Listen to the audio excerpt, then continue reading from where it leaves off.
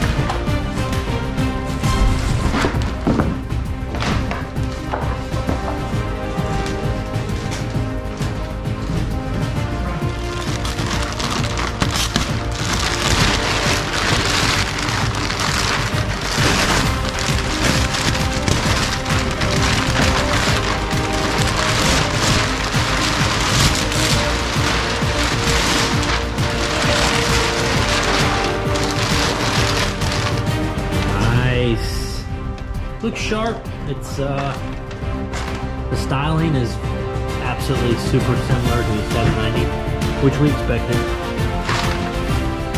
It does look good. I like the orange.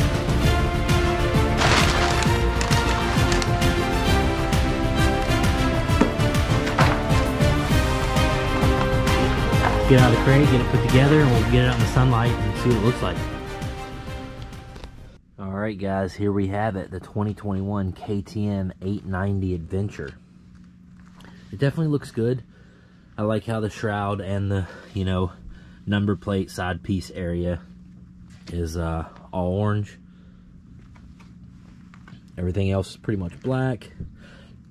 So yeah, a lot of people are probably wondering, why did KTM punch this out to an 890 this year? And guys, it's all has to do with the new Euro 5 standards. So kind of a similar thing, Africa Twin, or Honda did to their Africa Twin when they had to make it an 1100, is what KTM had to do with the 790. Basically made it an 890, so it's 889cc engine. They added 90cc of displacement and gave it like 20% more rotating mass, but it ended up with more overall horsepower for sure. It's like 105 horsepower, 100 Newton meters of torque. But they did make a few other small changes. Supposedly they reinforced the clutch. I hadn't heard of any clutch issues, but they reinforced the clutch. Improved ABS and traction control. They reworked the shifting for faster shifting and updated the quick shifter, which is optional. They added the cruise control switch from factory, which is pretty cool. I think they should have done that all along, but it's awesome it's got it now. They updated the chassis a little bit. Aluminum steering head tube and a lighter subframe, supposedly. I would assume the subframe can still hold the same weight.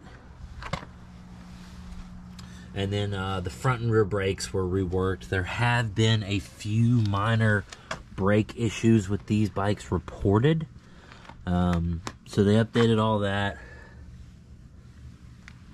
And then the only other thing KTM lists is new suspension settings. So, this bike is pretty much just an updated 790 punched out to an 890. So it's got that same overall design, which, a lot of people love it. A lot of people hate it. It puts the tank down here at the bottom, keeps your center of gravity low, keeps as much weight low as you can, but doesn't give it the thinnest, coolest look, in my opinion. But once you ride the bike, you forget about that, because it handles great, feels great.